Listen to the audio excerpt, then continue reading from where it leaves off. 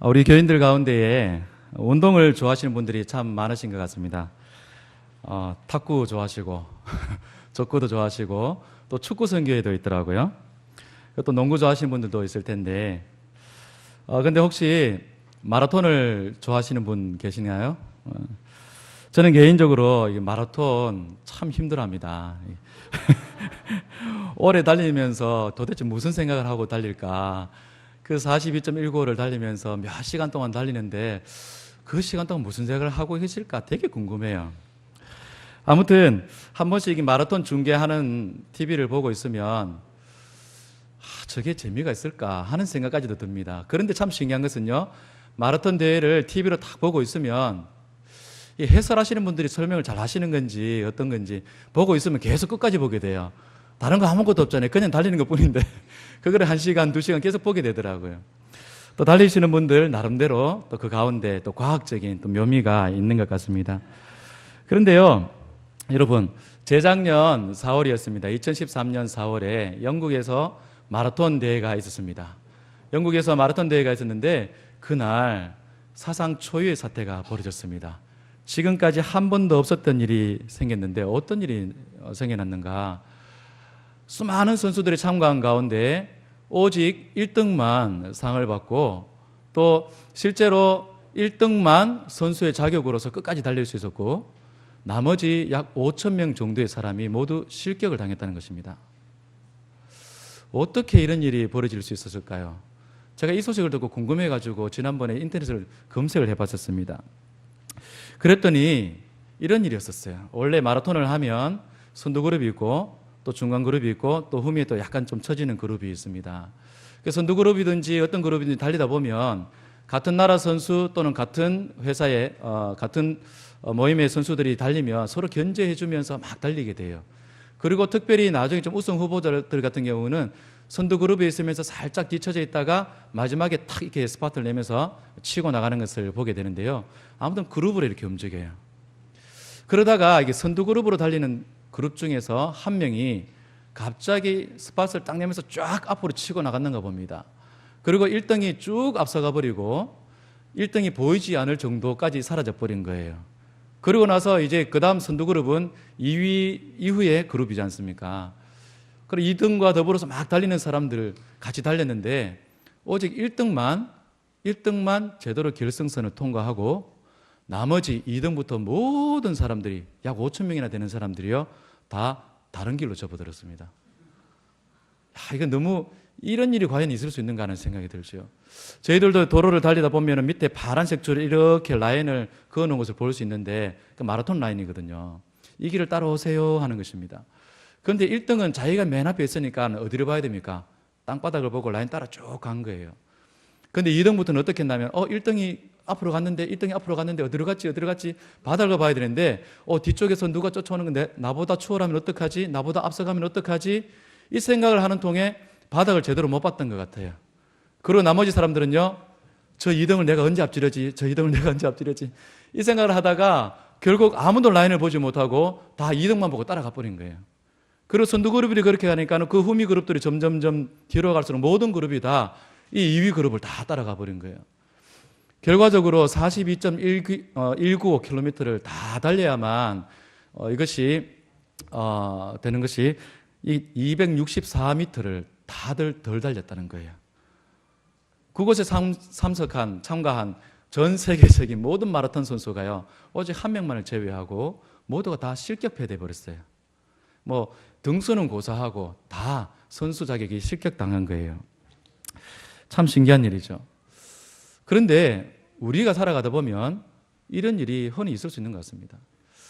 또 특별히 만약에 예를 들어서 육상 선수, 제가 대구에 있을 때에 그때 세계 육상 선수 경기대회가 있었습니다. 그래서 직접 눈앞에서 우사인 볼트도 봤었습니다. 근데 그날 아쉽게도 먼저 튀어나가다가 실격당해버렸어요. 그날이었습니다. 그날이었는데 근데 우사인 볼트가 지금 9초 58로 세계에서 제일 빠른 사나이입니다. 100m를 달릴 때. 그런데 또 다른 사람이 우리 엘베델 교회에서 혜성 같은 사람이 나타나가지고 사실 100m는요 0.1초 당기기가 정말 힘들거든요. 0.1초 당기기만 하면 그 대단한 선수예요. 그런데 이 9초 58대를 깨고 8초대를 기록한 거예요.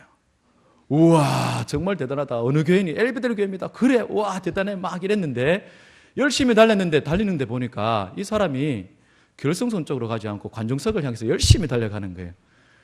그러면 그 사람이 아무리 빠른 총알 같은 사람이라도 그에게는 기록이 남을 수가 없는 것입니다. 선수 자격도 실격당하고 말고요. 여러분, 우리가 신앙생활을 하고 있습니다. 신앙생활을 하는 경우에도 이런 경우들을 너무나 많이 보게 됩니다. 이 사람들이 자기들이 나아가야 될 방향, 목표 지점을 분명하게 보지 못하고 다른 생각을 하기 시작하고 다른 마음을 품기 시작하면 그 방향을 놓치게 되는 것이죠. 신앙생활을 하다 보면 이런 경우들도 많이 보게 됩니다. 교회에 열심히 다녀왔는데 어릴 때부터 또는 십수년 동안, 20수년 동안, 아니 내가 엄마 뱃속에서부터 평생을 그렇게 지내왔는데도 불구하고 시간이 지나다 보니까는 내가 어디로 가고 있는지 알지 못하는 경우들이 있더라는 것이죠. 교회 안에서도 마찬가지입니다. 교회 안에서도 우리가 이런 훈련이다 저런 훈련이다 막 다 하는데 특별히 뭐 제자 훈련이다 무슨 훈련이다 하는데 제자 훈련 그렇게 열심히 받아도 내 삶이 엉뚱한 삶을 살고 있으면 사실은 그 사람은 그리스도의 제자로서의 삶이라고 볼 수가 없는 것이죠. 오늘 우리가 본문 속에서 이런 한 청년을 사실 만나보게 됩니다. 오늘 한 청년이 예수님을 찾아옵니다. 성경에 먼저 어떤 한 사람이 찾아왔다 이렇게 얘기하는데 20절과 22절을 보니까 그는 청년이라고 되어 있죠. 그런데 보니까 그 사람은 부자였습니다. 재물이 많았다고 얘기했으니까요. 한 부자 청년이 찾아왔습니다. 그리고 예수님께 질문을 던집니다. 선생님, 만약에 내가 영생에 들어가려면 어떻게 하면 될까요? 내가 어떤 행동을 해야 합니까? 어떤 일을 해야 합니까? 라고 질문을 던졌습니다. 그러면 예수님께서 대답을 하셔야죠. 그래, 너는 이런 일도 하고 저런 일도 하고 이런 일만 하면 돼 라고 대답을 하셔야 되는데 그런 대답은 하지 않습니다. 오직 구약 성경에 있던 그 말씀을 인용하셔서 이렇게 얘기합니다. 내가 생명을 얻으려면 계명을 잘 지켜라 라고 얘기하시는 것이죠. 이 말씀이 레위기서 18장 5절에 있습니다. 너희는 나의 규례와 법도를 지켜라. 사람이 이를 행하면 그로 인하여 살리라. 생명을 얻으려면 하나님의 계명을 지키라는 것입니다. 이 청년이 질문한 것과 조금 다른 대답이었습니다. 그럼에도 불구하고 또 이렇게 얘기합니다. 그러면 예수님, 내가 어떤 계명을 어떻게 지켜야 됩니까? 라고 질문했는데 예수님께서는 십계명을 가지고 말씀해 주십니다. 구약에서 하나님께서 모세를 통하여서 하나님의 백성들에게 주신 그 말씀, 도덕적인 그 율법적인 그 계명들, 10가지 계명들이 바로 십계명이죠. 근데 그 계명들 가운데서 1에서 4계명, 하나님을 향한 계명을 다 제외시키고 5계명부터 10계명까지 사람들을 향한 계명들만을 쭉 얘기하시는 거예요. 도둑질하지 마라, 거짓말하지 마라, 살인하지 마라, 뭐 이런 얘기들을 쭉 하시는 거죠. 그리고 가만히 듣고 있으니까 청년들이 괜히 기분이 좋아지는 거예요. 나는 어릴 때부터 다 했는데 예수님, 저 이거 어릴 때부터 다 지켜왔습니다. 예수님께서 말씀하신 이 모든 계명들 저는요 어릴 때부터 하나도 빼놓지 않고 다 해왔던 사람입니다. 여러분, 사실 이 청년의 대답이 대단하지 않습니까? 대수롭지 않게 얘기해 주시나요? 여러분들 어릴 때부터 신앙생활을 하신 분들 가운데 아니면 오랜 시간 동안 신앙생활을 하신 분들 가운데 하나님의 계명을 나 한 번도 어긴 적 없다 생각하시는 분 없죠. 저도 이제 모태신앙입니다만 어릴 때부터 조금 이렇게 엉뚱한 짓 많이 하고 지내왔었습니다. 그러니까 얘기를 나중에 조금씩 제 속을 끄집어낼 텐데요. 제가 이렇게 목사로 설 수 있는 사람이 아니에요. 아무 제 속에도 더러운 것이 너무 많고 죄성이 너무 많은데 그런데 이 한 청년이 대답하기를 예수님께서 말씀하신 거 저는 다 지켰습니다 얘기하는 거예요. 그런 거 보면 이 청년이 어릴 때부터 얼마나 신앙교육을 제대로 받았고 훌륭히 받았는지를 우리는 볼 수 있습니다. 그리고 하나님의 말씀을 얼마나 철저히 지켜왔는지 알 수가 있죠. 그런데 이 청년이 한 가지 덧붙입니다. 그런데 혹시 예수님, 내가 이것을 다 지켜 행했지만 혹시 내게 부족한 것이 있습니까? 라고 다시 묻습니다. 그때 비로소 예수님께서 얘기합니다. 이제 이게 진짜 예수님께서 얘기하고 싶어 하시는 것 같아요. 네가 정말 온전하고자 할진데, 네가 하나님 앞에서 온전한 사람으로 서고자 할진데 네가 필요한 것, 네가 가진 소유를 다 팔아라. 다 팔아서 그것을 가지고 가난한 사람들에게 나눠주라. 그러면 하나님의 복이 네게 다 임할 것이다. 그리고 나서 나를 찾아와서 그때부터 비로소 나를 따르기 시작해라 라고 예수님께서 말씀하시는 거예요. 만약에 이쯤 되면 청년이 어떻게 해야 됩니까? 오호라, 그렇군요. 내가 지금까지도 하나님의 말씀을 다 지켰으니까 이제 이것만 내가 하면 되겠군요 라는 생각을 가지고 기쁨으로 돌아가셔야 되죠. 근데 오늘 청년은 어떻게 돌아갔다고 얘기합니까? 우리 22절 말씀 같이 한번 읽어볼까요? 시작. 그 청년이 재물이 많음으로 이 말씀을 듣고 근심하며 가니라. 아멘. 여러분, 예수님의 이 말씀을 듣고 내가 평생 이 청년이 보니까 예수님을 찾아와서 다짜고짜 질문을 던진 것이 내가 어떻게 하면 영생을 얻겠습니까? 하는 질문을 던지고 보니까 이 청년의 머릿속에는 항상 그 생각이 떠나지 않았던 것 같아요. 항상 영생에 대한 고민이 있었고 내가 어떻게 해야 정말 하나님 앞에 참된 구원을 받을 수 있을까 고민했던 사람인 것 같아요. 그러면서 하나님 말씀도 철저하게 지켜 행하려고 했던 사람인 것 같고요. 그런데 이쯤 했으면 사실 예수님께서 하신 이 말씀 한편으로 생각하면 그래 이제 이것만 하면 돼. 그러면 이제 내가 모든 것이 해결되겠군 하면서 돌아가야 되는데 그는 근심하며 돌아갔다고 얘기합니다. 누가복음 18장에 이 부자 청년의 이야기를 똑같이 언급을 하고 있는데 거기에서는 어떻게 표현하느냐면 심히 근심하며 갔다는 것입니다. 심히 근심했다. 예수님께 와서 질문할 때는 정말 인생의 답을 얻어가기 위해서 왔는 것이고 실제로 예수님을 통해서 그 답을 받았음에도 불구하고 기쁨으로 돌아가지 않고 오히려 심히 근심하며 돌아갔다는 것입니다. 여러분 이 청년이 왜 근심했을까요? 돈 때문이죠. 돈. 이 청년의 때 청년이 부자라는 게 사실 조금 이해가 좀 어렵긴 합니다. 청년인데 벌써 이렇게 부자가 되었어? 뭐지? 저희도 지나가다 보면 한 번씩 외제차 아주 비싼 차 한 번씩 볼 때 젊은 20대가 딱 타고 다니는 거 한 번씩 볼 때 있으면 그런 생각 번뜩 들어요. 저 친구가 열심히 일해서 돈 벌어서 정말 열심히 일해서 그 대가로 저 차를 샀을 거야 라는 생각은 사실 별로 들지 않습니다. 아, 아버지께서 재산이 많으시군. 사실 이 생각부터 먼저 들죠. 자, 그런데 보십시오. 이렇게 이 청년이 벌써 부자가 됐다 모르겠습니다. 정말 열심히 일해서 벌었는 건지 아니면 아버지가 재산이 많아서 그걸 미리 잘 물려받았는지 알 수는 없습니다만 어쨌든 자기 재산인 것 같아요. 자기 소유라고 얘기합니다. 그 소유가 많기 때문에 심히 근심하며 돌아갔다 그래요. 자기는 이것을 쉽게 포기할 수 없다는 것이죠. 예수님께서 오늘 이 본문에서 요구하시는 것이 뭡니까? 참된 제자도입니다. 참된 제자도. 그리스도인으로 살아가려면 나의 제자로 살아가려면 이것까지도 포기할 수 있어야 된다는 것을 지금 말씀해 주고 있는 것이죠. 지금 이 청년에게 요구하는 것이 무엇입니까? 사실 예수님께서 이 청년에게 맨 처음 5계명부터 10계명까지 너 이거 지켜 이렇게 얘기했을 때에 사실 예수님은 이미 이 청년의 중심을 다 보셨던 것 같아요. 사실 이것은 그냥 운 띄우는 것에 불과한 것 같아요. 진짜 예수님의 말씀은 뭐냐면 진짜 네가 가지고 있는 재산은 다 팔아서 나눠주고 정말 나를 따를 수 있을 때 비로소 그때 나를 따라와라 이 얘기를 하고 계시는 것이죠. 청년이 지금까지의 모든 것을 다 지켜 행했지만 이거 하나만큼은 그에게 있어서는 정말 큰 걸림돌이라는 것을 우리는 알 수 있습니다. 이 청년에게 있어서 이 돈이라는 부분들이 이 물질이라는 부분이 재물이라는 부분이 얼마나 크게 차지하고 있는지를 우리는 볼 수 있는 것이죠. 쉽게 포기하지 못합니다. 그런데 예수님은 나를 따르려면 제자로서 나의 길을 따르려면 네가 잡고 있는 이 마지막 것을 내려놓을 수 있어야 된다. 지금 이 말씀을 지금 하고 계신 것입니다. 여러분 성경은 이렇게 얘기합니다. 하나님과 재물을 겸하여 섬길 수 없다. 마태복음 6장에서 하는 말씀이죠. 하나님과 재물을 나는 하나님도 섬기고 재물도 섬기겠어요. 뭐 까짓거 재물 열심히 해서 벌고 그건 내 마음대로 쓰겠다는데 그리고 예배도 잘 드리겠다는데 그게 뭐 그리 큰 문제가 됩니까? 나는 예배도 잘 참석하고 교회 봉사도 열심히 하고 있고 그러면서 내 돈 내가 쓰는데 이것이 뭐 그리 큰 문제가 됩니까? 라고 할 수 있지만 그러나 성경은 이렇게 봅니다. 그럼에도 불구하고 하나님과 재물 둘 중에 택하라면 어느 것을 택하겠니? 오늘 예수님을 말씀하시죠. 너 재물을 포기하고 하나님을 따라라. 지금 이 얘기를 하시는 거죠. 너 하나님을 위해서 재물 포기할 수 있니? 내려놓을 수 있니? 라고 얘기하는 것입니다. 사실 돈이 우리 인생에 있어서 필요 없는 것은 아니죠.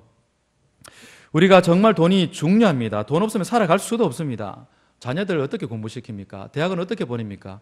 이번에도 보니까 학비가 보통 500, 600 이렇고 너무 세요. 이거 어떻게 벌기도 힘든데 학비는 또 어떻게 대줍니까? 대부분 학생들이 다 벌써 빚지고 살아가지 않습니까? 사회생활 빚으로부터 시작을 합니다. 돈 없어서 그렇다는 거죠. 밥을 먹으려면 쌀을 사야죠. 약속이 있어서 밖에 나가면 차라도 한 잔 마셔야죠. 다니려면 교통비라도 있어야죠. 장사라도 하려면 차를 살 돈이라도 하나 있어야죠. 차를 사면 차를 굴리려면 기름값도 있어야 되죠. 돈 없이 어떻게 살아갑니까? 돈은 우리에게 분명히 필요합니다. 그러나 주님께서 우리에게 주시는 말씀은 이 재물과 나를 택한다면 누구를 택하겠니? 지금 이것을 던지고 계시는 것이죠.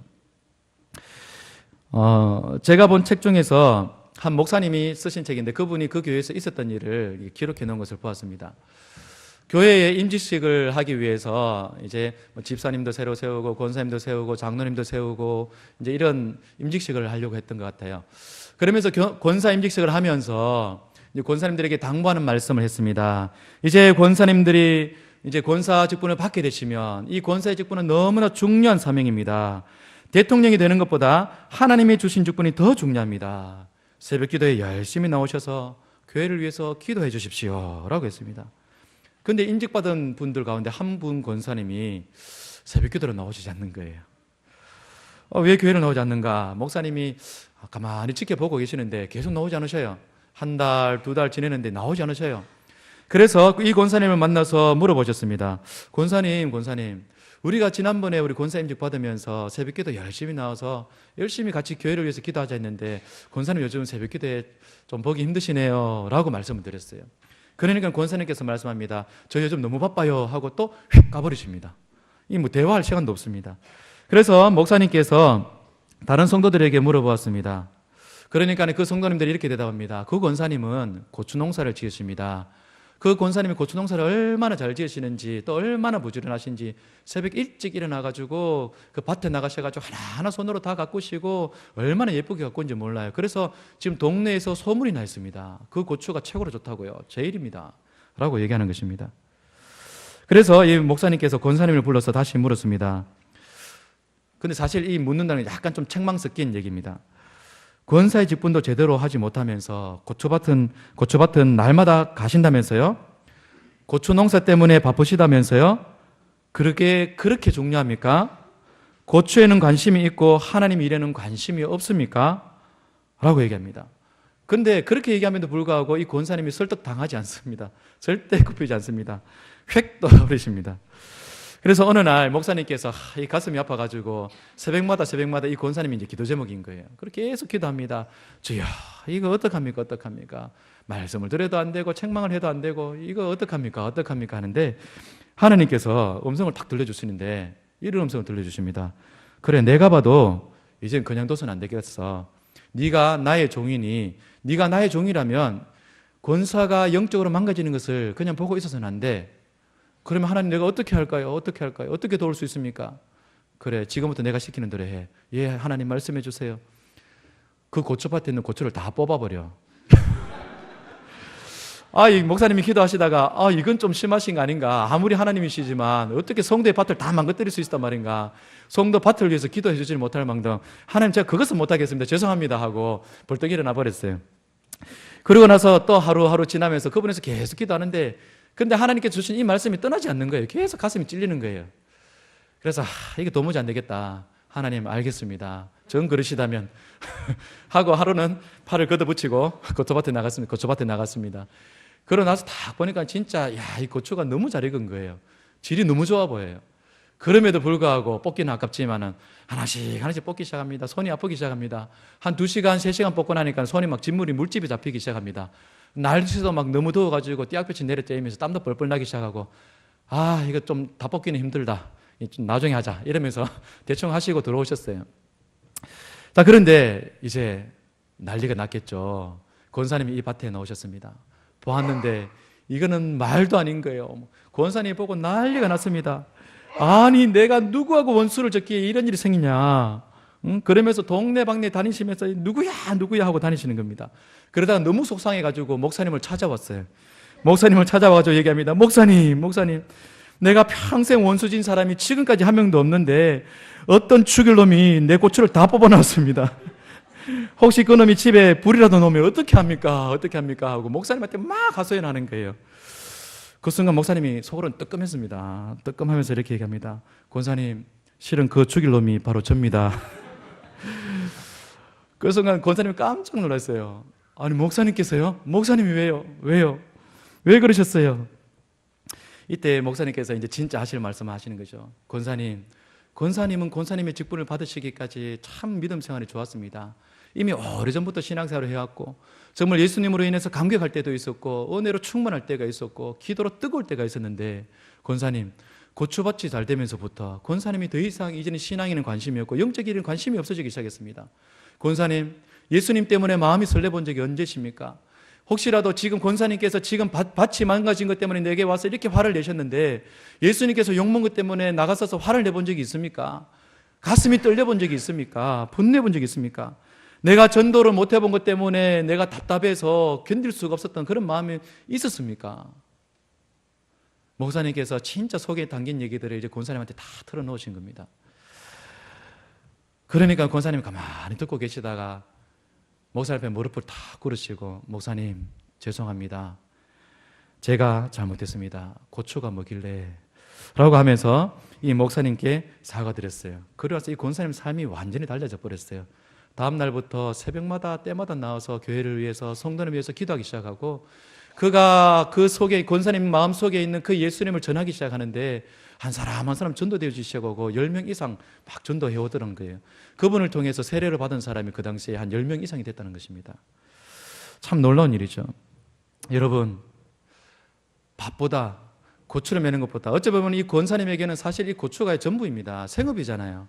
잘 되면 좋지요. 그런데 이 생업이 잘 되다 보니까는요 권사님이 이제는 신앙생활을 포기해버리고 이 생업에 매이기 시작하는 것입니다. 여러분 제가 이렇게 여러 교회를 지나봤지만 그 교회에서 성도님들 한 분 한 분 이렇게 보게 되는데요. 기도하시는 분들도 보게 되잖아요. 어떤 분은 막 와서 하나님 막 도와주세요. 사업을 해서 도와주세요. 직장을 해서 도와주세요. 막 기도하는 겁니다. 그러면서 저희들한테도 부탁을 합니다. 목사님 이번에 사업이 잘 될 수 있도록 기도해 주세요. 막 부탁합니다. 그래서 열심히 기도해 드렸어요. 사업이 너무 잘 됩니다. 목사님 감사해요. 기도 덕분에 사업이 지금 너무 번창하고 있어요. 감사합니다. 근데 중요한 것은요, 이 사업이 잘 되니까 이 권사님처럼 바빠지기 시작하는 겁니다. 뭐 하지 못할 만큼, 교회 나오지도 못할 만큼. 교회에 드문드문 나오기 시작하고 나중에 한 달, 두 달 빠지기 시작하는 거예요. 왜 빠지십니까? 사업이 잘 되고 계시나요? 요즘 사업이 너무 바빠가지고요. 죄송합니다 목사님. 다음에 또 통화해요. 여러분 하나님께서 주신 은혜를 이렇게 바꿔버리는 경우들이 있다는 것이죠. 오늘 성경은 얘기합니다. 돈과 이 재물과 하나님을 같이 섬길 수가 없다. 재물이 내 가슴 속에 내 중심에 들어오기 시작하면 이제 더 이상 하나님도 내 뒤편으로 물러나게 되는 것입니다. 여러분 한 사람을 소개하려고 하는데 이 사람은 신앙인이 아닙니다. 신앙인이 아님에도 불구하고 그는요 물질에 있어서 참 정말 잘 사용하는 그런 사람이에요. 여러분 혹시 마윈이라는 이름을 들어보셨습니까? 중국에 있는 인터넷 거래시장의 지금 최고의 사이트입니다. 그 사이트의 회장이 마윈이라는 사람입니다. 알리바바라는 그 회사의 회장입니다.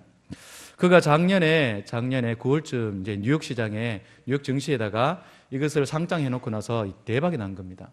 대박이 나가지고 막 순식간에 중국 부자들은 돈 많은 거 알고 계시죠? 웬만한 돈 많은 사람보다 중국 부자는 진짜 돈 많습니다. 근데 이 중국 부자들 가운데서 최고 가는 부자가 돼버린 거예요. 한순간에. 그래서 사람들이 막 찾아왔습니다. 이야, 저 사람 정말 좋겠다. 한순간에 중국 최고의 부자가 돼서 돈이 최고야, 최고. 저 사람 정말 좋을 것 같아. 행복하겠어. 하면서 기자들이 찾아왔습니다. 찾아와서 그 사람에게 마이크를 갖다 댑니다. 너무 행복하시겠어요? 너무 좋겠어요. 라고 얘기를 했습니다. 근데 이 사람의 대답은 전혀 다른 대답이 나옵니다. 나는 행복하지 않습니다. 너무 부담스럽습니다. 라고 얘기합니다. 나는 내가 돈이 많기를 원했고 내가 돈이 많으면 난 너무 행복할 줄 알았는데 돈이 많고 나니까는 난 너무 부담스럽습니다. 예전에는 내가 길거리를 다닐 때 너무 편안하게 다니고 이 거리를 누리면서 다니고 내가 정말 내 모든 것을 바라보면서 편안하게 다녔는데 이제는 내가 거리를 다닐 때마다 모든 사람들이 나를 쳐다봅니다. 모두가 나를 향한 기대를 가지고 있습니다. 주식이 점점 오르기 시작하면 모든 사람들이 내가 뭔가 또 다른 일을 하지 않을까라는 기대감을 갖고 봅니다. 나 그 기대감 때문에 부담스러워서 잠도 못 잡니다. 이 사람의 대답이었어요. 그래도 돈이 많다는 건 좋지 않습니까? 예, 돈이 많은 건 좋은데 돈이 최고로 많다는 것은 너무 부담스럽고 힘듭니다. 라고 이 사람이 대답을 합니다. 여러분 그래서 이 사람이요 어떤 인생을 사는지 아십니까? 그가 이런 고백을 합니다. 돈을 버는 것보다 쓰는 것이 훨씬 더 어렵다. 맞는 말 아닙니까? 우리가 그런 말도 있죠. 개같이 벌어서 정승처럼 쓴다라고 얘기하잖아요. 돈을 막 열심히 벌었는데 쓸 줄 모르면 그거 아무 소용이 없다는 것이죠. 이 사람이 그것을 안 거예요. 그러면서 그가 어떤 다짐을 하느냐면 지금 세계 가운데서 부자, 정말 최고의 부자 중에 한 사람이 빌 게이츠라는 사람 아닙니까? 그 사람이 돈을 많이 버는 만큼 자선 사업도 많이 합니다. 그런데 이 마윈 회장이 이 빌 게이츠를 바라봅니다. 지금 빌 게이츠가 저렇게 자선 사업을 많이 하는데 이제 내 목표는 저 빌 게이츠보다 더 많은 자선 사업을 하는 게 내 목표입니다. 내가 벌어들인 돈 내가 다 갖는 것이 아니라 내가 세상 가운데에 필요로 하는 사람을 어떻게 더 효과적으로 쓸 건지 그것이 내게 이제는 가장 큰 고민입니다. 나의 목표입니다. 라고 얘기합니다. 여러분, 예수 믿지 않는 사람도 이런 얘기들을 합니다. 그렇다면 예수 믿는 사람은 어떻게 해야 되는 것입니까? 돈과 재물에 대해서 우리는 어떤 태도를 지내야 될까요? 오늘 예수님께서 지금 이 청년에게 얘기하신 것, 네 재산을, 네 소유를 다 팔아서 가난한 자들에게 다 나눠주고 그리고 빈털터리로 나를 쫓아라. 이렇게 얘기하시는 거. 무슨 얘기일까요? 정말 모두 다 가난하게 살아라는 얘기입니까? 예수 믿는 사람 무조건 다 가난하게 살아야 됩니까? 아닙니다. 지금 그 말씀을 드리는 게 아니죠. 무엇이 더 중요한가? 무엇이 더 소중한가? 그것을 깨달으라는 말씀을 하고 계시죠. 이 말씀을 보려면 우리가 신명기서 6장을 보시면 좋습니다. 신명기서 6장 4절에서 9절의 말씀입니다. 우리가 잘 아는 말씀이죠. 제가 한번 읽어드리겠습니다. 이스라엘아 들으라. 우리 하나님 여호와는 오직 유일한 여호와시니 너는 마음을 다하고 뜻을 다하고 힘을 다하여 내 하나님 여호와를 사랑하라. 오늘 내가 네게 명하는 이 말씀을 너는 마음에 새기고 내 자녀에게 부지런히 가르치며 집에 앉았을 때에든지 길을 갈 때에든지 누워있을 때에든지 일어날 때에든지 이 말씀을 강론할 것이며 너는 또 그것을 내 손목에 메어 기호를 삼으며 내 미간에 붙여 표로 삼고 또 내 집 문설주와 바깥문에 기록할지니라. 아멘. 여러분, 지금 이 신명기는 어떻게 기록된 것입니까? 신명기, 신자가 무슨 신자입니까? 새로울 신자로 많이 알고 계시죠. 새로울 신자가 아니고 또 신, 제차할 때 그 제차 신자입니다. 또다시 주신 말씀이에요. 이스라엘 백성들이 광야 40년을 지내고 방황하다가 이제 가나안, 하나님께서 약속하신 그 가나안 입성을 앞두고 있는 때입니다. 이제 하나님께서 약속하신 그 땅에 들어가기 바로 직전에 모세가 하나님의 말씀을 한 번 더 기억시킵니다. 그의 설교를 통하여서 하나님의 백성들아, 이스라엘아 들으라. 우리가 잘 아는 말씀이 쉐마 이스라엘. 그래서 쉐마 교육이 여기서 나옵니다. 쉐마 이스라엘을 얘기하죠. 너희가 이제 곧 하나님께서 약속하신 그 땅에 이제 곧 들어가게 될 텐데 그곳에 들어갈 때 너희들 절대 잊지 마라. 온 세상 가운데 참신은 오직 유일하신 여호와 하나님 한 분밖에 없다. 너희가 그 가나안 땅에 들어가면 여러 족속들을 많이 만나게 될 텐데 그 족속에 물들면 안 된다. 우상을 섬겨서도 안 된다. 온 세상 가운데 참신은 하나님 한 분밖에 없다. 그분만을 섬기고 그분만을 사랑해라. 그런데 어떻게 사랑하라고 얘기합니까? 내 마음을 다하고 내 뜻을 다하고 힘을 다해 사랑하라고 얘기합니다. 여러분, 이게 쉬운 말일까요? 여러분, 누구 한 명을 사랑하는 것이 쉽습니까? 죄송하지만 저는 제 아내 한 명 사랑하는 것도 결코 안 쉽더라고요. 저는 참 사랑해서 결혼했는데 막상 살아보니까는 참 중간중간에 내가 정말 이게 맞나 하는 생각까지 막 들 때가 있어요. 한 사람 사랑하는 것도 너무 쉽지 않습니다. 그런데 여러분, 하나님을 사랑한다. 오늘 지금 예수님께서 이 청년에게 주신 말씀 10계명 가운데 5계명부터 나머지 10계명까지의 말씀을 주셨잖아요. 그렇다면 1계명부터 4계명까지의 말씀이 필요 없는 것일까요? 아닙니다.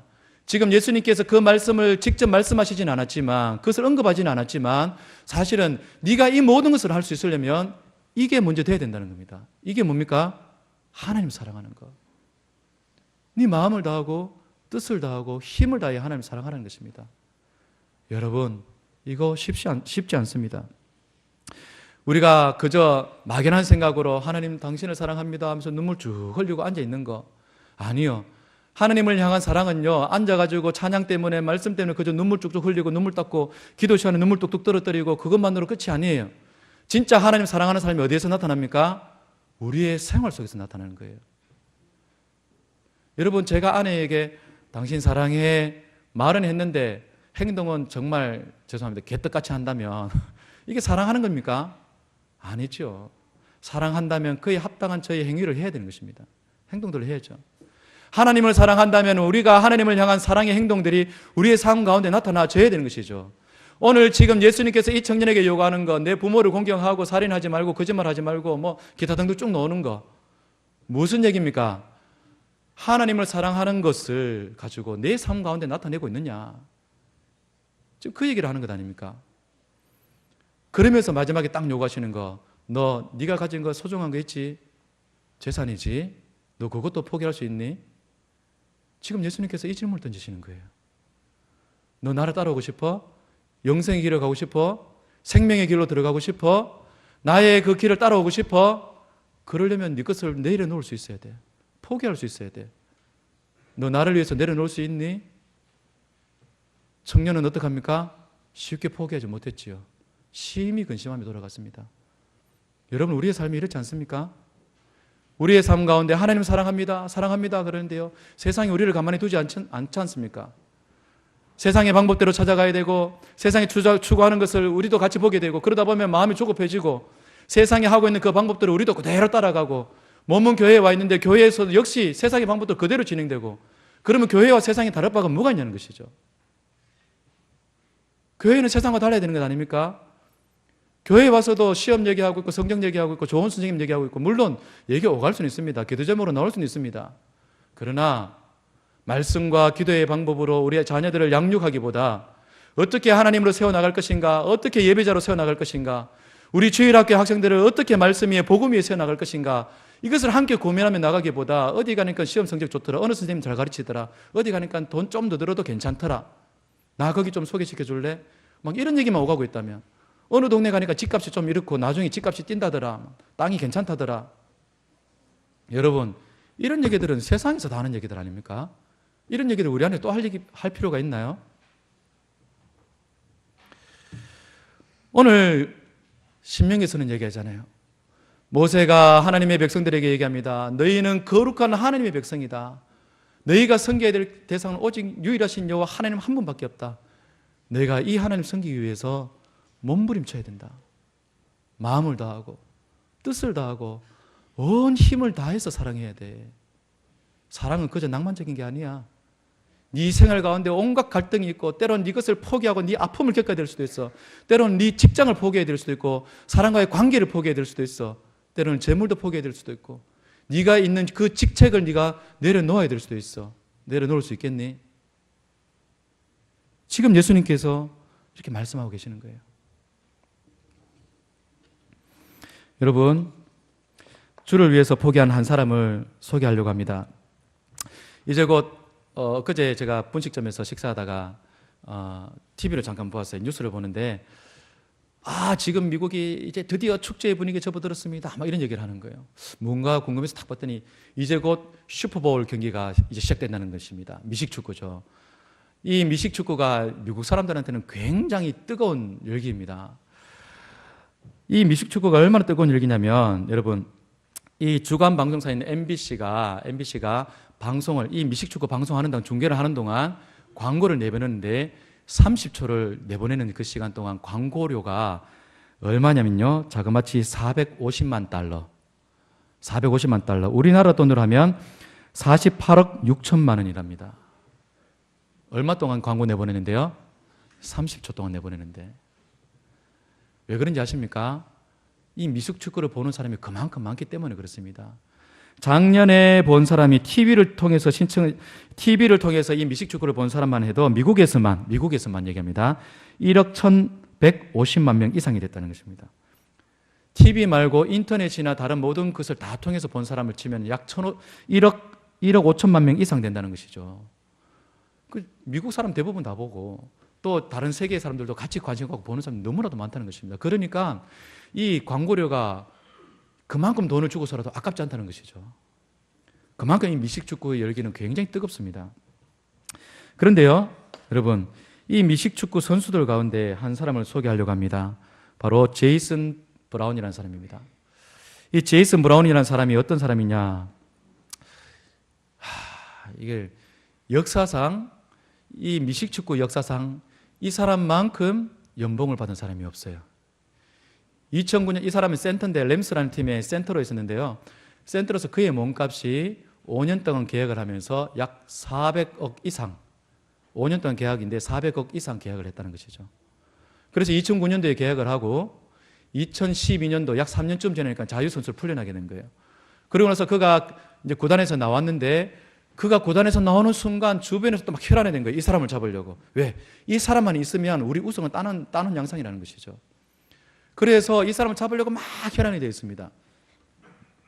그런데 중요한 것은요, 이 제이슨 브라운이요, 이 사람들에게 관심을 갖지 않습니다.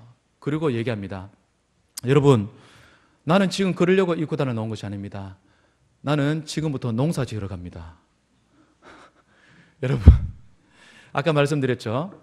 이 미식 축구에 대한 열기가 굉장하죠. 거기에서 우승하고 거기에서 MVP는 영웅입니다, 영웅. 근데 이 제이슨 브라운은요, 정말 미국의 영웅이에요. 얼마나 명예로운 사람인지 몰라요. 거기다가 돈 400억입니다, 400억. 5년 동안 계약금이요. 저는 그 억이라는 숫자는 도무지 상상하지 못하는데 그 수많은 돈을 다 포기하고 내려놓습니다. 나는 농사 지으러 갑니다 하는 거예요. 그러니까는 옆에 있던 에이전트가 난리가 난 거예요. 당신 무슨 소리 하느냐, 미쳤는 거 아니야? 네가 지금 이 하는 일은 평생 후회할 일이 될 거야 라고 딱 얘기했어요. 그러니까 이 사람이 얘기합니다. 나는 절대 그렇지 않습니다. 나는 기도 가운데 하나님의 말씀이 나를 이끌었기 때문에 나는 이것도 내려놓고 갑니다 라고 얘기하면서 그는 떠나가지고 노스캐롤라이나로 돌아갑니다. 그리고서 거기에서 자기가 지금까지 벌어놓은 돈으로 가지고 120만 평의 땅을 사고 거기에서 고구마 농사를 시작합니다. 고구마 농사를 시작하는데 그가 농사에 능했을까요? 아니죠. 그는 맨날 운동만 했던 사람인데 어떻게 농사를 합니까? 농사 지식이 부족하니까 어떻게 하느냐면 유튜브라는 동영상 사이트가 있습니다. 유튜브에 들어가서 고구마 농사 짓는 법 이렇게 검색해서 그것 통해서 하나하나 배워가면서 농사 짓는 거예요. 작년에 첫 해 이제 농사를 지은 것 같은데 아니군요. 벌써 한 2, 3년 됐겠네요. 그 첫 농사 지을 때는 이렇게 오이 농사랑 이 다른 농사는 이렇게 망했다더라고요. 실패했습니다. 그러나 다음 해에 고구마 농사는 큰 수확을 벌였답니다. 그 농장 이름도요, 첫 열매 농장입니다. 첫 열매 농장.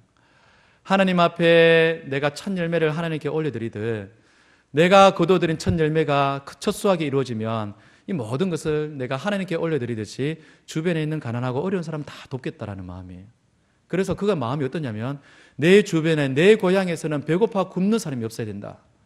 그 마음을 가지고 옛날에 그 경주의 최씨 부자도 그랬죠. 반경 몇 킬로 내에는 굶어 죽는 사람이 있어서는 안 된다 하면서 항상 그 사람들 보살폈던 사람이 최씨 부자예요. 그 사람들 몇 대나 부자로 살아갔죠. 어쨌든 이 제이슨이 그러면서 자기가 거둬들인 그 모든 수확을 가난한 사람들을 내어놓습니다. 사진을 보면 그는 굉장히 행복해하고 있습니다. 그가 이렇게 얘기합니다. 첫 수확을 탁 거둬들었을 때 이렇게 합니다. 땅에서 하나씩 톡톡 올라올 때 내가 지금까지 보지 못했던 세상의 가장 아름다운 것을 보았다 이렇게 얘기합니다. 얼마나 아름다운 고백입니까? 이 고구마 하나 올라오는 게 뭐라고? 이거 하나 탁 올라오는 순간 그는요, 그 속에서 많은 사람들이 기뻐할 것을, 생명을 보고 있는 거예요. 하나님이 기뻐하실 것을 보고 많은 사람이 즐거워하고 행복해할 것을 보고 있는 것입니다. 여러분, 그는 주의 말씀을 따라서 온 미국 사람이 열광하는 그 명예로운 자리, 그 영웅적인 자리에서 내려왔습니다. 가장 한참 주가가 오르고 있을 때였습니다. 몸값이 한참 뛰어오르고 있을 때인데 그 최정상에 올라가고 있을 때에 그는 내려와 버렸습니다. 돈도 다 포기했습니다. 무엇을 위해서요? 주의 말씀을 위해서. 여러분, 참 멋있는 삶 아닙니까? 그리스도를 위해서 내려놓을 수 있는 삶. 여러분들은 어떻습니까? 사실 오늘 성경 속에서는요, 이 청년의 경우에는 돈의 문제였습니다. 이 청년에게 있어서는 다른 모든 것 다 행했는데 단 한 가지 놓지 못하는 것, 돈이었습니다. 재물이었습니다. 이것이 우리에게는 다른 부분일 수도 있습니다. 비단 돈뿐만 아닙니다. 때로는 어떤 사람은 하나님보다 내 자식이 더 소중하게 여겨질 수도 있습니다. 사무엘상에 보면 엘리 제사장이 하나님 앞에 심판받는 이유가 뭔지 아십니까? 말씀 속에 이렇게 기록되어 있습니다. 너는 나보다 네 자녀를 더 소중히 여겼다. 여러분, 무서운 말씀 아닙니까? 우리는 요즘 자식을 위해서는 뭐든지 다 하는 세상이죠. 자식이 원하면 어디라도 뛰어가고 어디 가서라도 내가 싸우는 사람이죠. 그런데 성경은 얘기합니다. 나보다 자식을 더 소중히 여기는 것은 나를 멸시하는 것이다 얘기하시죠. 어떤 사람은 내가 지금 가지고 있는 그 지위가 더 소중하게 여겨질 수 있습니다. 하나님 이것만큼은 요구하지 말아주세요. 이것만큼은 침범하지 말아주세요. 이것만 하나님 제발 요거 하나만이라도 남겨주세요 라고 요구하는 부분들이 우리에게 남아있을지 모르겠습니다. 그러나 하나님은 말씀합니다. 네가 정말 나를 사랑한다면 마음을 다하고 뜻을 다하고 온 힘을 다해 사랑한다라고 네가 고백했는데 정말 네가 나를 사랑하기 원하면 그것조차 내려놓을 수 있겠니? 그것조차 내려놓을 수 있겠니? 여러분 주일 성수는 어떻습니까? 주일 성수 잘하고 계십니까? 우리가 생업을 하면서 목사님 주중에 내가 이렇게 해도 벌어먹고 살기 힘든데 주일날 맞으면 문 닫으면 내 먹고 살 거 없습니다. 어떡합니까? 목사님 제발 이해해 주세요 라고 하시는 분들 계세요. 어떤 사람들은 찾아와서 얘기합니다. 목사님 우리 아들이 이제 고3입니다. 고3 아이가 직접 찾아오진 않습니다. 어머니께서 직접 달려와가지고 목사님에게 찾아와서 얘기합니다. 목사님 우리 아이가 이제 고3입니다. 고3 무슨 얘기하는 겁니까? 고3이니까 모든 것을 봐달라는 거죠. 무슨 얘기하고자 하는 것일까요? 고3이니까 이번 1년만큼은 좀 공부할 시간을 달라는 것입니다. 그러면서 뭘 얘기하는 것일까요? 주일날 예배 좀 참석 못하더라도 이해해달라는 것이죠. 공부와 하나님과 맞바꾼 사람이죠. 여러분 사실 그렇게 하면요 자녀가 대학 된다고 올 것 같습니까? 그런 제가 지켜본 아이들은 몇 명 없었습니다. 대부분 아이들이요 1년 동안 바짝 공부하고 대학 되면 올게요 이랬는데요 1년 동안 교회를 떠나 있으면요 교회 오기 부담스러워서 못 옵니다. 옛날 친구들하고 관계도 뻘쭘하고 그래서요 잘 못 옵니다. 껄끄러워서 못 옵니다. 여러분 그러면 대학 떨어지면요 더더욱 말할 것도 없죠. 내가 교회까지 안 가면서까지 공부했는데 대학 떨어지면 더더욱 얼굴 볼 낯이 없습니다. 못 나옵니다. 여러분 아이들이 공부를 왜 합니까? 우리 아이들이 공부를 왜 해야 될까요? 하나님께 영광 돌리기 위해서 아닙니까? 그러면 우리 공부를 하나님께 영광 돌리기 위한 도구로 사용해야죠. 그런데 우리는 공부가 목적이 되어버렸죠. 주일날 예배 한번 빠지기 위해서 성적 1점 더 올리기 위해서 목사님 이번에 성적 꼭 1점 올라가야 됩니다. 2점만 더 올라가면 이번에 등급이 달라집니다. 이거 하면 이번 이런 대학 갑니다. 목사님 이번 한 주만 좀 봐주세요. 저는 봐줄 수 있을지 모르겠지만 하나님은 봐주실지 모르겠습니다. 여러분 제가 대구에 있을 때 한 떡볶이집을 알고 있습니다. 소문이 난 떡볶이집입니다. 소문이 난 떡볶이집인데 처음에 탁 가가지고 와 그래 한번 먹으러 가보자 하고 우리 아는 목사님하고 탁 찾아갔었습니다. 갔는데 처음 가서 입이 딱 벌어졌어요. 저만큼 기다려야 돼? 첫 번째 줄을 많이 서서 오래 기다려야 된다는 거. 두 번째 딱 들어갔는데 또 한 번 놀란 게 뭐냐면 그 가게 안에 붙어있는 문구 때문에 그랬습니다. 주일과 수요일은 쉽니다 되어 있는 거예요. 주일과 수요일을 쉰다고? 아니 주일만 쉬어도 힘들어하는 세상에 주일도 쉬고 수요일도 쉰다고? 수요일은 왜 쉽니까? 제가 구역장으로 섬기는데 수요일만큼이라도 좀 해야 될 것 같아서 주일은 쉽니다. 여러분 일주일에 주일날 한 번 문 닫는 것도 우리는 너무 힘들어하잖아요. 고통스러워하잖아요. 그러면서 우리가 주일날 문 닫으면 올 손님들이 다 떨어져 나가고 안 올 손님들은 아예 안 오고 뭐 그럴 줄 알죠. 그런데 이 가게를 보니까요 그렇지 않다는 것을 저는 보았습니다. 음식만 맛있게 잘하면 이 사람들이 찾아와서 먹는다는 거죠. 기다려서 먹는다는 거죠. 수요일 주일 다 빼고 와서 찾아와서 또 기다려서 먹는 겁니다. 오늘 문 닫혔네. 멀리서 찾아옵니다. 와가지고 오늘 문 닫혔네. 내일 와서 먹어야겠다. 또 기어코 찾아와서 그 줄 서서 먹는 겁니다. 우리는 이거 하나 내려놓기 너무 부담스러워하고 힘들어하죠. 여러분 주일 성수 쉽게 여길 부분이 아닙니다. 우리가 하나님을 예배하고 하나님을 섬기는 가장 기본적인 부분입니다. 자녀들 성적을 위해서 예배 포기하는 일 없었으면 좋겠습니다. 우리가 주일 학교를 위해서 기도하지요. 주일 학교를 위해서 기도하는데 집에서 교육이 그러면 아무 소용이 없지 않습니까? 주일날 한번 반짝 와가지고 1시간 앉아있나요? 아니죠. 유초등반 1시간도 예배 안 드리죠. 3, 40분 잠깐 예배 드리고 일주일 동안 계속해서 세상에서 생활하다가 또 일주일 30분 잠깐 왔다 가는데 무슨 영향력이 있습니까? 집에서 우리 부모님들이 자녀들을 그렇게 가르치지 않고 그렇게 교육하지 않는데 자녀들의 삶이 달라질 것을 어떻게 기대합니까? 주일학교 부흥은 어떻게 기대합니까? 우리 자녀들의 말씀 위에 세워지고 복음 위에 세워지고 어떻게 기대합니까? 우리가 그렇게 가르치고 있는데 때로는 우리 부모들이 먼저 목사님을 찾아와서 그런 얘기들을 하고 있는데 자녀들이 옆에 다 보고 있잖아요. 너무나도 놀라운 것은 이 어린아이들이 정확하게 본다는 것입니다. 나중에 얘기합니다. 엄마 지난번에 그렇게 얘기하지 않았어요? 다 경험해 보셨죠? 우리 부모님들이 신앙생활을 어떻게 하고 있는지 우리 자녀들이 눈으로 다 보고 있습니다. 여러분, 오늘 하나님께서 우리에게 요구하시는 것, 정말 그리스도인으로 살아가기 원하면 정말 내가 교회에 나와 있는 것으로만 만족하지 말고 10년, 20년 그저 예배당, 그냥 교회당에 있는 것으로만 만족하지 말고 교회에 나와서 열심히 섬기고 어릴 때부터 정말 임원으로 열심히 섬기고 다 좋지만 중요한 것은 왜 섬겨야 되는지, 왜 이 자리에 앉아 있어야 되는지, 너 안에 정말 그리스도가 있니? 십자가가 있니? 그 은혜가 있니? 십자가로 너 감격해봤니? 그것을 부둥켜 안고 기도하면서 준비해야 될 거 아니겠습니까? 우리의 섬김이 거기서부터 나와야 되는 거 아니겠습니까? 교사로서 우리 자녀들을 가르칠 때, 우리 아이들을 가르칠 때 바쁘다 눈곱 떼기도 전에 차 안에서 오면서 막 오늘 공과 뭐지? 막 이러면서 오지 말고 참을 기도하면서 준비해서 와서 하나하나 충실하게 가르쳐야 되지 않겠습니까? 하나님 사랑하는 것. 오늘 청년의 경우처럼 네 재산 다 팔아서 그러고 난 후에 도와주고 난 후에 그러고 나서 나를 따라와라. 오늘 그리스도의 제자로 살아가길 바라시는 저와 여러분, 정말 우리 안에 쥐고 있는 것 무엇인지 모르겠습니다. 그러나 이것을 조심스럽게 어렵지만 주여 나 이 손 펼치고 내려놓기 원합니다. 내게 주님 사랑하는 마음 더 주십시오. 내가 잡고 있는 건 내려놓을 수 있는 힘을 주십시오 라고 기도하시고 그리고 그리스도의 참된 제자의 길을 살아가시는 저와 여러분 될 수 있기를 간절히 소망합니다. 제가 한번 기도하겠습니다. 그렇습니다. 하나님, 우리 안에 우리가 쥐고 있는 부분들이 너무나 많음을 고백합니다. 아니요, 하나님, 내가 다 내려놓았는데 단 한 가지 내려놓지 못한 부분들이 있어서 그것 때문에 많은 고민이 있습니다. 심히 근심이 됩니다. 주여, 그러나 이것조차도 내려놓을 수 있기 원합니다. 우리에게 주의 말씀으로, 주의 성령의 역사로 주님 사랑하는 마음을 더 크게 더해 주시고 예수 그리스도의 그 십자가의 은혜가 우리의 심령 가운데 날마다 강수같이 흘러서 정말 주님의 그 원하시는 삶을 살아갈 수 있는 우리 모든 믿음의 성도님 될 수 있도록 축복하여 주시옵소서. 감사하며 예수님의 이름으로 기도합니다. 아멘.